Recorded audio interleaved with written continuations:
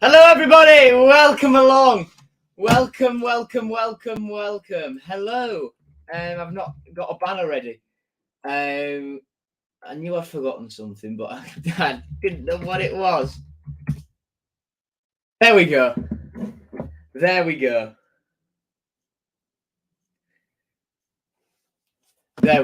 How are we, everybody? How is everyone doing?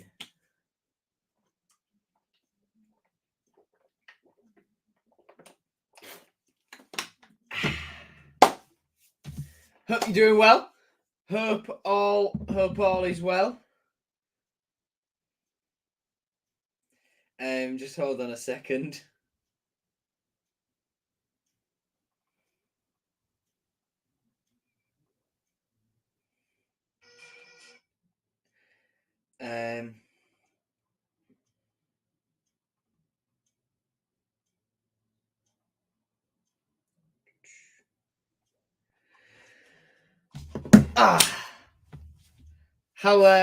How is everyone? Hi, Oliver. Hi, Ollie. Driving lessons going well. Pally had a lesson last week.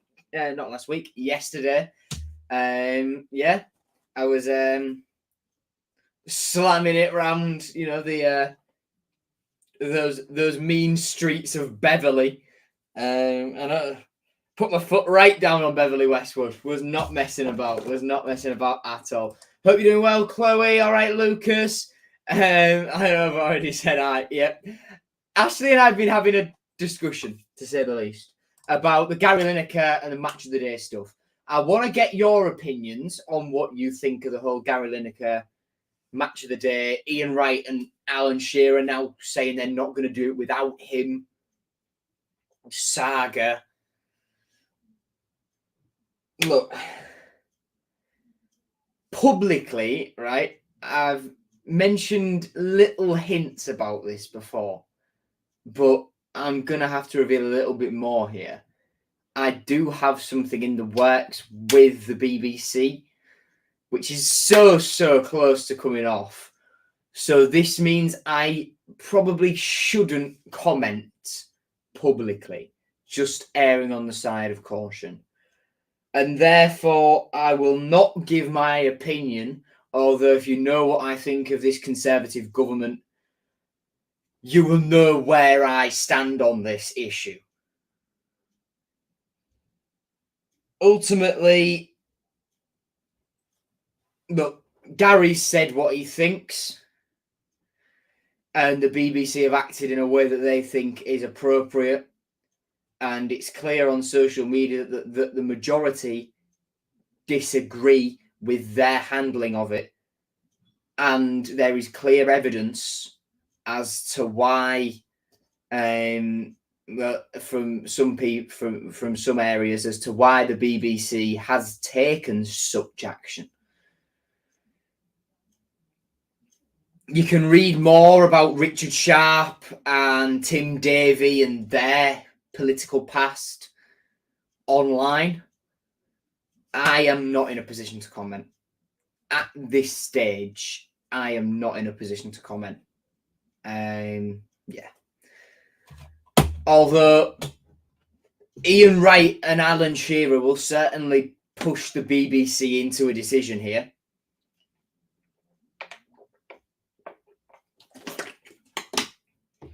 Do they risk losing massive viewership on Match of the Day because of the action taken against Gary Lineker, whether you think it was appropriate or not?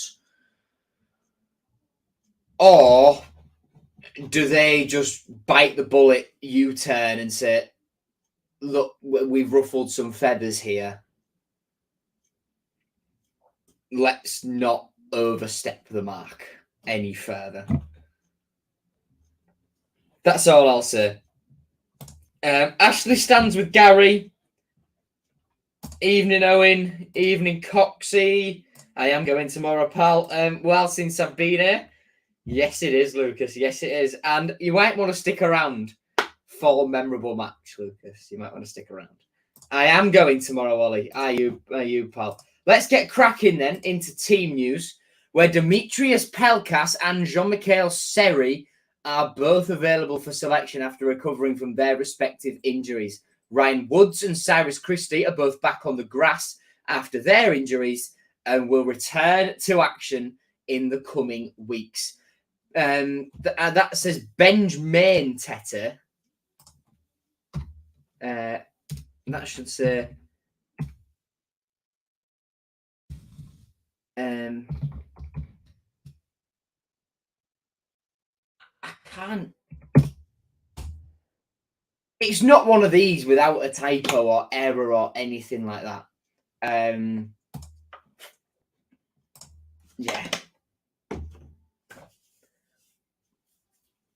Well, let's get back on course, shall we? Benjamin Tete left the MKM Stadium in a protective boot last Friday after the 2-0 win against West Brom. Liam Rosenior has confirmed that the Ghanaian striker is totally fine and he's fit for the trip to the CBS Arena. Aaron Connolly, broken toe. Matt Ingram, hamstring. Nathan Baxter, ankle plus unregistered. And Vaughan Coville, knee, remain out injured. Yeah, nice. Owen is taking another ground off, as am I. Ollie's going. Martin, how are you, mate? Yeah. Nice. I'm going to rattle through this pretty quick by the looks of things, because there isn't a big talking point or anything this week. It's been quite a calm week. Tete goal versus West Brom or Doherty's goal versus Blackpool. Which would you pick as my goal of the season? Let me think of any more goals that are goal of the season worthy so far.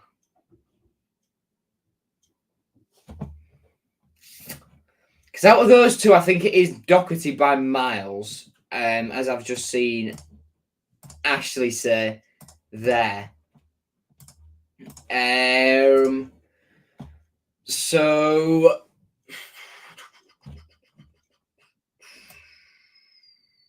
Bristol City, Seri deflections are probably not, and 2 fans pen. Norwich, Oscar scored 2 from close range. 2 fans run against Burnley's up there. Neither of the 2 against West Brom. Neither of the 3 against Cov from memory. Excuse me. I wouldn't say Tyler Smith's against QPR. Didn't score against Sheffield United or against Stoke or Swansea or Luton. Pelkas or Estupinian against Wigan? No. Didn't score against Huddersfield. Didn't score against Birmingham. Yeah, Doherty's against Blackpool is up there. That Rotherham game, Reevesy with a header. Longy got 1 from pretty close range. Ozan got 1, and Cyrus Christie did as well, I think. Yeah, Borough, no, not Cyrus's goal. Slater scored a good 2 against Cardiff. I think they're up there. The Wigan 4-1. One of Tyler Smith's, maybe. 3-0 QPR. That was 2 for Connolly, wasn't it? No. Cyrus's goal against Cardiff, took it well, but again, I wouldn't say it's goal of the season. Yeah, it's got to be Doherty's. It's got to be Doherty's goal. It's got to be Doherty's. Seri vs Bristol City, 2 from Burnley. Yeah. Figs goal versus what? Shut up, Marcus. Kieran would have to say, excuse me, Doc against Blackpool. Hello, Anthony. If Longman has the form of last season, he'd definitely be up there with goal of the season. Absolutely. He only scored bangers last season, did Ryan Longman. Ref watch then. The two liners, the referees Josh Smith, the two liners are Nigel Luggan, Michael Webb. The fourth official is Jeremy Simpson. We'll move on. I've got a text. Who's it from? Oh, it's from you, Marcus. Coyle's goal. Oh wait, there isn't one.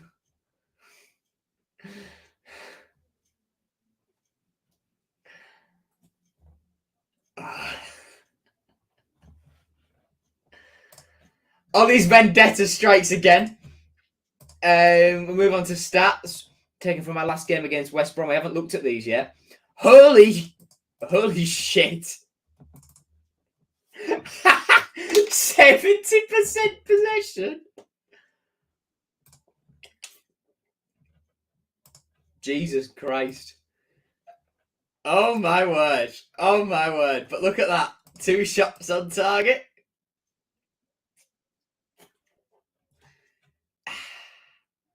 Let's have a look at the defence, shall we? Oh, yes. That's good. 26 clearances. That's all right. Where can I see how many saves Carl Darlow made? I don't think I can.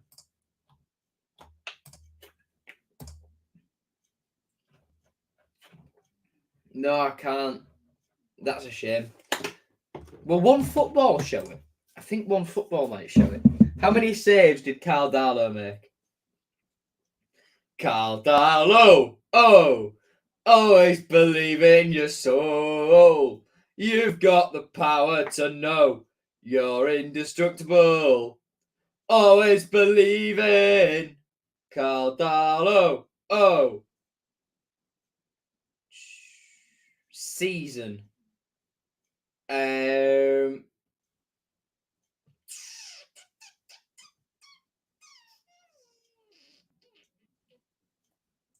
Where can I see his individual game stats? Come on, man. News, season, championship. Where can I see a game-by-game breakdown? You.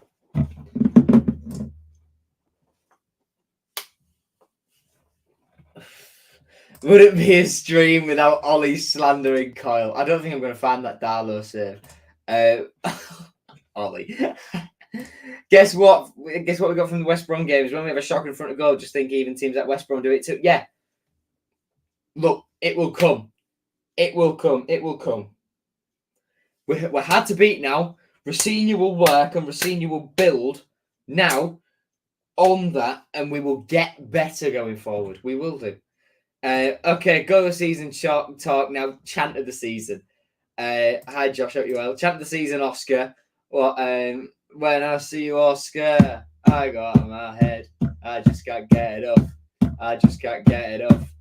All the things you do to me and everything you say. I just can't get it off. I just can't get it off. We slip and slide as we fall in love. And I just can't seem to get enough of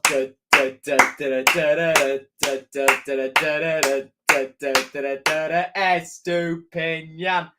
Oh, what a tune. What a chant. Love a bit of Depeche mode. Oh, brilliant. Incredible. I am going to Coventry tomorrow, Josh. According to Flash Score, Downham made 6 saves against West Brom. Oh, nice. 6 saves. That's good. I like that from Darlow. Carl Darlow. Oh. Aaron Connolly. Aaron Connolly. Na na na na na na na na. Aaron Connolly. Aaron Connolly. Smash him. Another smashing one. Oh, Benjamin Tete. Oh, Benjamin Tete. It's another one. I'm not on coach tomorrow, driving down for this one. I'll probably be on coach for like Blackburn or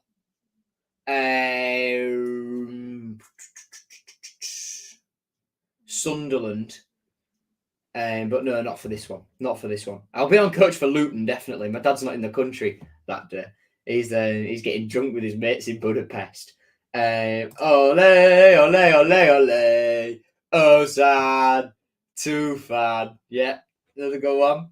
That's quite good. Cyrus Christie, the Irish Cafu. The Irish Cafu. The Irish Cafu. Cyrus Christie, the Irish Cafu. Tell you what chant I hate, right? I saw someone say it on Twitter. It's the worst regurgitated chant in football at the moment, and it's "We've got insert manager's name here. He knows exactly what we need." And I just don't. It's just not for me, that one. I don't. It's no. It's not for me. Not for me, that one. 50 grand, Regan Slater. That's probably our best one. Our best original one. We've not just sort of nabbed it from anyone else. Josh, we do have a chant for Darlow. Search Gold by Spandau Ballet and you'll find it.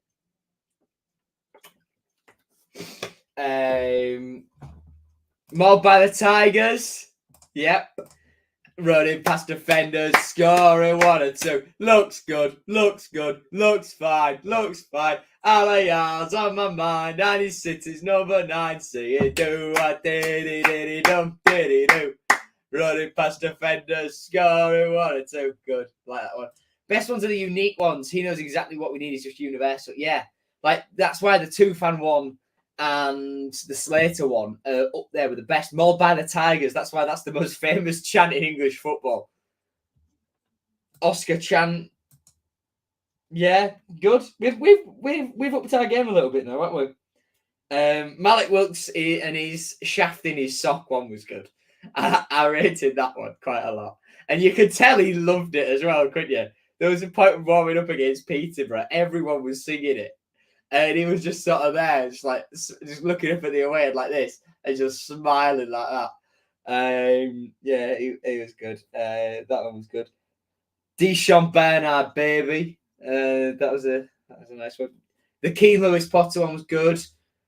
Ryan Longman. I think we just try and fit any player's name into that, because we did it with. Who else did we do it? We did it with someone else. I've heard Darlow and Connolly are signing permanent deals. They're not confirmed, but Rossini is massively interested in them. And he also said to Radio Humberside that he might potentially explore the possibility of having Ebby Irwin on loan again. But that discussion is a long way down the line. Should we move on again then? Let's move on again. Move on to head-to-head now, where Coventry in Matt Robbins' system, they play a 3-5-2. Ben Wilson in goal in the last game. Their back line consisted of Callum Doyle. Where is he? Luke McNally. This is in no order, and I hate it. I hate it so much. What order is this meant to be in? I don't understand this at all. But anyway, it was Doyle, McNally, and McFadzine. The wing backs were Josh Wilson, Esbrand, and Fankati Darbo. In their midfield, there we go, some order to it now. Well, apart from that, it was Gustavo Hamer, Josh Eccles, and Ryan Howley as a midfield 3, with Gyökeres and Matt Gordon up top together. Sean Maguire there, formerly of Preston, of course. Tyler Walker, a one-time Hull City target. Callum O'Hare is out injured at the moment, I believe, as is Ben Sheaf. They've got a lot of injury problems of Coventry, and ours are slimming down, which is lovely, lovely stuff to see. Yeah, not bad. Excuse me. It's been a long week. It's been a long week, everyone. It's been a really, really, really long week. Current form, then. Let's have a look. 1, 2, 3, 4, 5. So our last 5, 2 draws, 2 defeats, and a win last time out. So our draw. So we started off with a 0-0 draw at Stoke, 3-1 defeat at Norwich, 0-0 draw at home to Preston, 1-0 defeat at Bristol City, and a 2-0 win against West Brom last time out. Coventry 1-3 1-0 win over Millwall, 2-0 win over Rotherham, 2-1 win over Sunderland, 0-0 draw with Preston, 4-0 win over Huddersfield. These guys are in really, really good form. And the league table will back that up.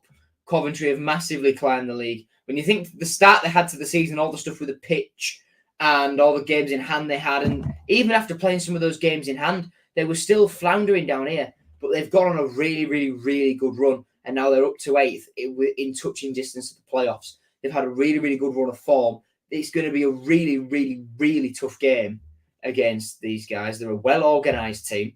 But we beat them under Shotta. Why can't we beat them under Liam? That's all I'm saying. That's all I'm saying. I didn't touch much on where we are. We're solid safe now, I think. I think we're solidly safe now.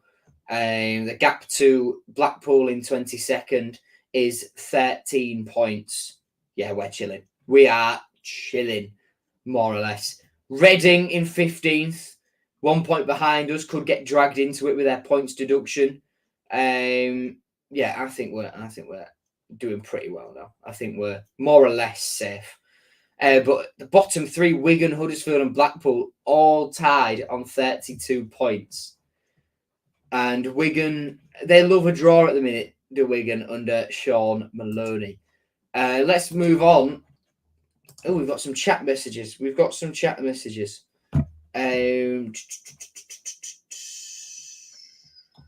have a look. Great to see our attendance is averaging 16,000 every home game. Rob says attendance needs to be 20,000. And so does Des. Look. In a city where there's 2 rugby teams, it's always going to be difficult to get 20,000. And our biggest attendance of the season was Sheffield United at home at 20,500 almost. But consistently across the season, we've done 16, 17, 17, 20, 15, 15, 14, 16, 18, 16, 15, 18, 19, 17, 16, 16, 17 against Preston and 17 against West Brom. What I'll do actually is I'll screen share this big. Actually, no, what I'll do is I will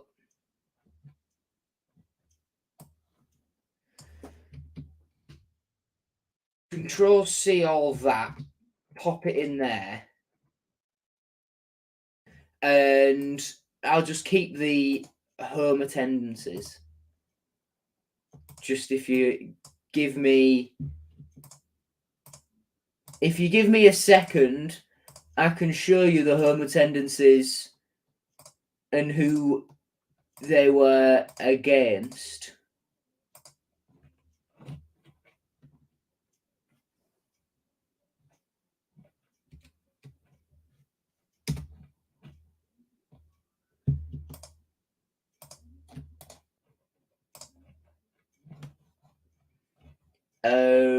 Again, just give me a couple more seconds.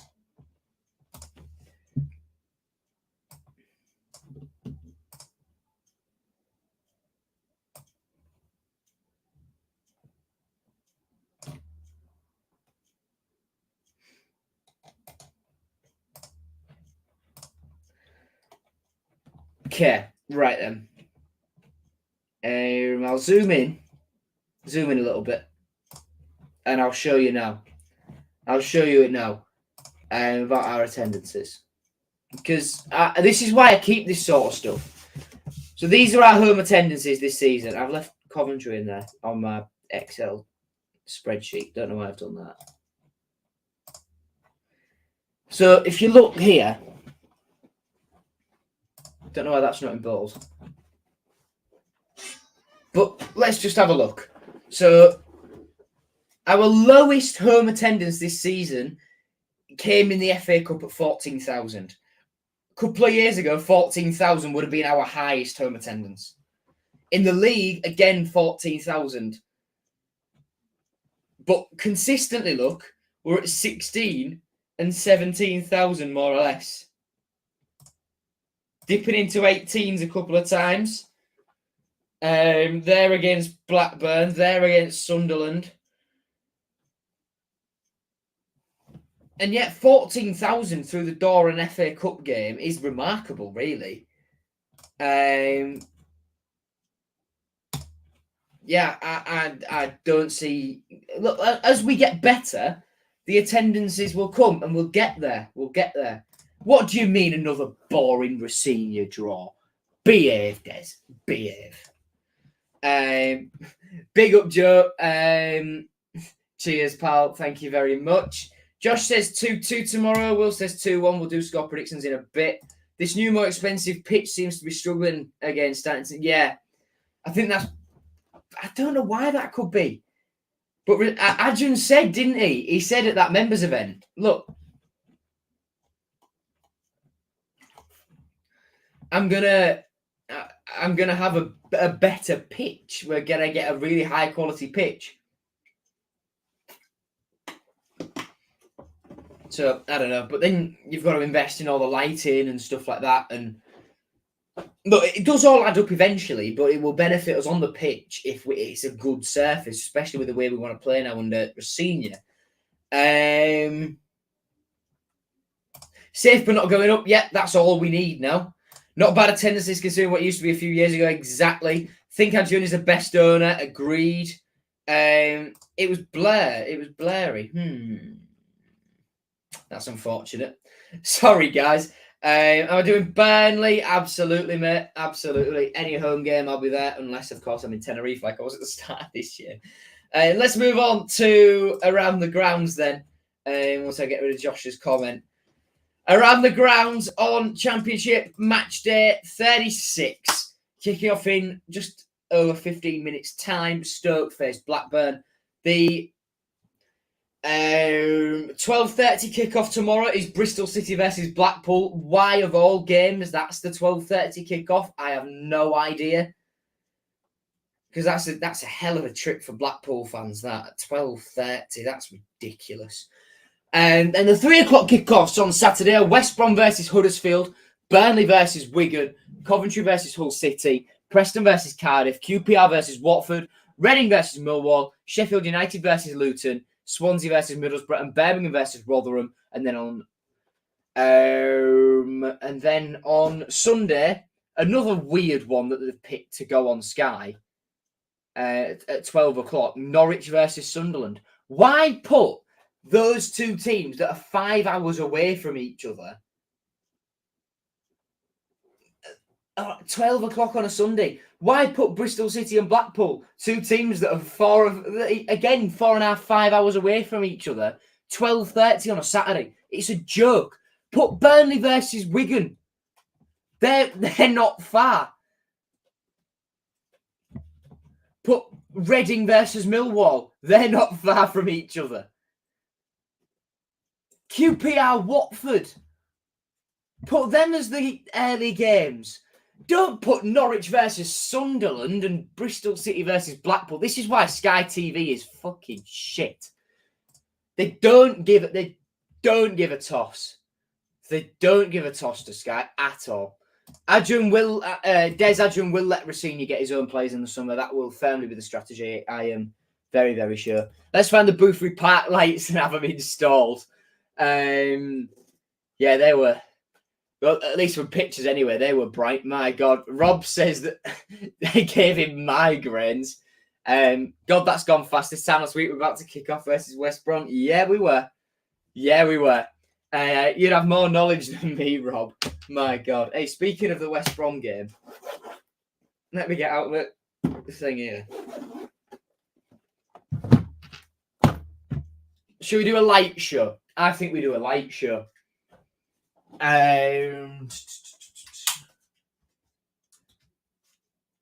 Yeah, let's do a light show, shall we? How has it come to this?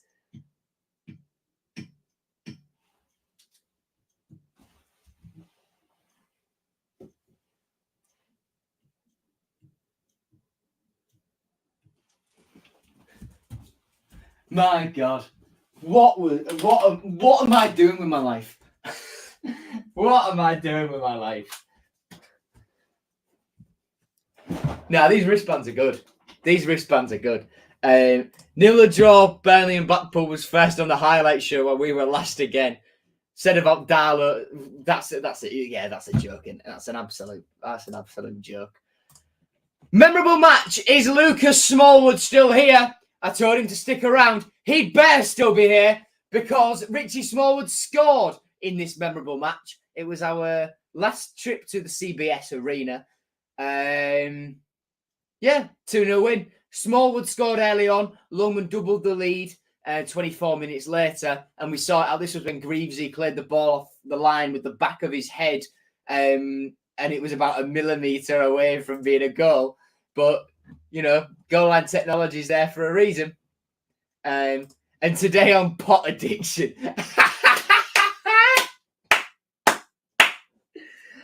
I promise you I don't do drugs. I'm just mad. Right, yeah, let's move on. Memorable match. Yeah, we've done all this anyway, haven't we? In goal for our team that day, in goal was Matt Ingram, back three of Jones, Greaves, and McLaughlin. Two wing backs were Fleming and Longman, with midfield Smallwood and Slater. Honeyman and Lewis Potter the inside forwards, with Evesy up top. The bench, Harvey Cartwright the goalkeeper, Callum Elder, Greg Doherty, Alayar Syed Manesh, Tom Huddleston, Deshaun Bernard, and Marcus Force, with Shota Avaladze in charge. Last time out against Coventry, it was another successful outing, 3-2 win. Oscar hat-trick. He gave us the lead, then Matt Godden levelled it from the penalty spot. Then Oscar gave us the lead just before half-time, then doubled that lead 10 minutes after the break. Matt Godden scored a 69th minute goal to make it 3-2, but it wouldn't be enough to propel Coventry back into getting some sort of, semblance of points. So, successful day.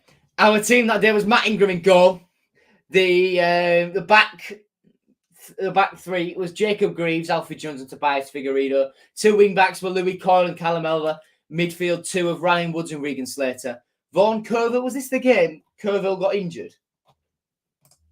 I think this was the game Colville got injured. I'll double check. Colville. Yes, it was the game Colville got injured. He got subbed off very, very early on, didn't he?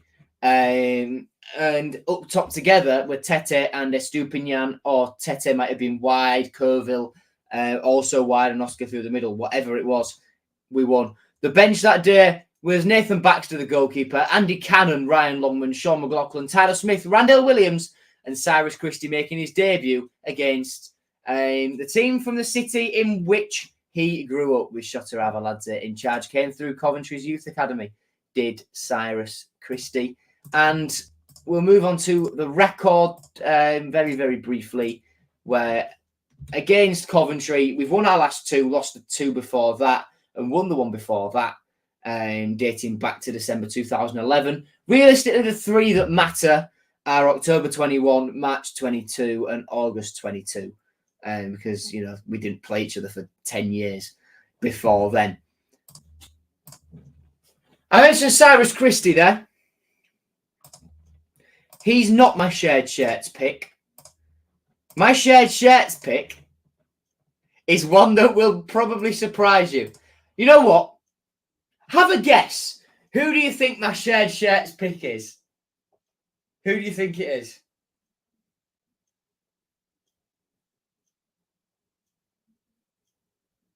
Who do you think I've picked for shared shirts? I'll give you a minute. I'll give you a minute.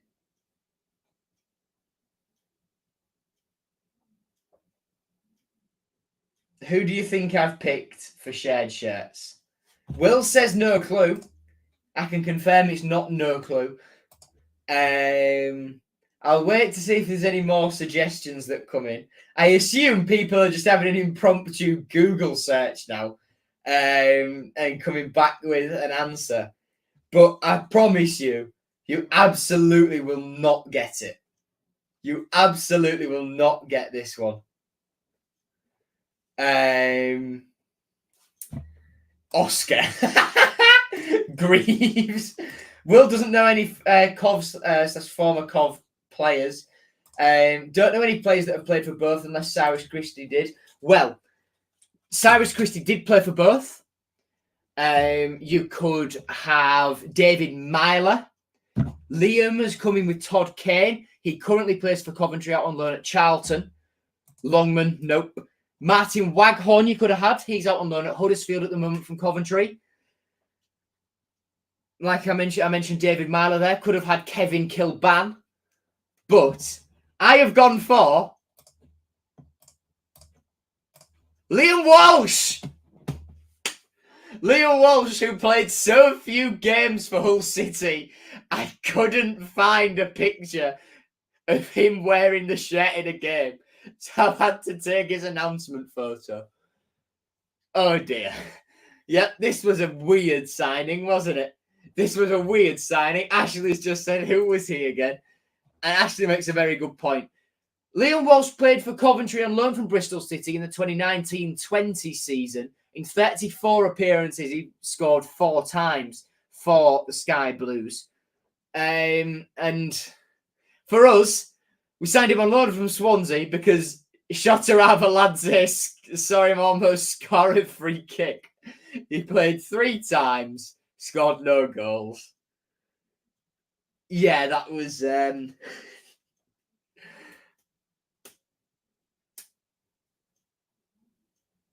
that was a weird day, doesn't it? That was a weird deadline day signing. Filler signing, I don't even think it was a filler. I think Shota just signed him because he saw him almost score a free kick, to be fair. Does he play for Cov now? Nope. He's back at Swansea now. Josh says we need to try and get Darlow on a perm. I think he's a good keeper for his age. Yeah, 31, 32. In his prime for a goalie, isn't he? Sorry, excuse me. It says 1920. So that is Liam Walsh, everybody. I don't assume we'll be remembering him in. I don't assume he'll particularly remember his time at Hull City fondly, considering he played 3 times. And I also don't think we'll particularly remember him. He won't have a standout moment. His only standout moment at the MKM Stadium was almost scoring a free kick for Swansea against us. So, yeah. Wow.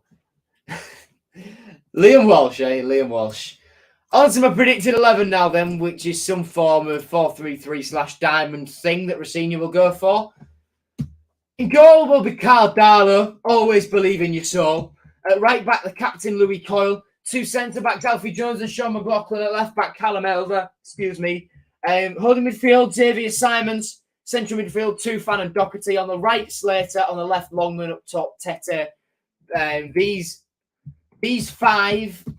these 4 will be in any orientation, really. We saw Tufan go out wide right in the last game. Doherty central. Longman left, Slater middle. In previous games, we've seen Doherty go wide right. In games, we've seen Slater play off the left recently. So it will be some form of order. And then Ben Tete up top. Don't change a winning team. That's the philosophy I think it will be. Then the bench, Lottatala, Greaves, Aliyah Syed Manesh, Malcolm Ebiowi, Adama Traore, Oscar Estupinian, and Jean-Michel Seri. I know what you're thinking. Why is Seri not starting? My thinking is to put it quite simply. Don't change a winning team, first of all, and secondly, Seri, he's only trained a week. Same with Dimmy. I don't think necessarily we should chuck them straight in again, because that happened with Pelkas at Norwich, I think it was, and we haven't seen him since. So I'd keep Simons in for now. In my opinion, Seri best player we've got. Agreed. Keep Simons in though, yeah. Liam says Traore will bag one off the bench. Moving on then, what are your predicted scores going into this game? Ebio we pick makes him look like he smoked some out of my. I don't have a stash. If you know anything about me, actually, the first of which is that I absolutely despise the Conservative Party. Second of all, is I despise anything like that. Smoking, hate it. Vaping, hate it. I despise anybody who does anything like that. Well, no, not despise. I just don't like it myself. It's not my cup of tea. Quite literally, it's not a cup of tea. How come Dimmy isn't there on the bench, or did I miss it? Dimmy, I didn't put Dimmy in. Partly because Rosinha hasn't explicitly specified that he's fit, although he has sort of implied it. But I also don't see at the minute the squad how he gets in there. If one comes off the bench, it's definitely Traore. But you think, look, our depth in attack when Connolly comes back, where's he going to fit in? Does Longman drop off? But he really likes Longman. So what happens to Traore and Ebiowi and Aliyah and all these sorts of people? I've not put Figueiredo on there. And he said, Rosinha, he said that Toby Figueiredo, he always trains his absolute backside off. And Simons doesn't usually get in when everyone's fit. But he's taken his chance now. He's put himself in the shop window. Woodsy, Cyrus Christie. It's a ridiculously good team as we're getting everyone fit. Oh, my God. Josh says 3-2. Ollie says 2-1. Will says 2-1. Coxie says 2-1 Coventry. Liam says 3-1 City. I say 2-1 win. Goal scorers, Big Ben and Ebiowi will score. They're my bets. But I'm not putting money on it. Thank you very much for watching the preview, everyone. I'll see you tomorrow for the match day vlog. Last prediction. Ashley says 2-1 Tete and Pelkas for us with Gyökeres for Coventry. And Liam also said the same. Gyökeres scoring. Right. Thank you for watching, everyone. Take care. I'll see you for the match day vlog tomorrow. Take care and goodbye.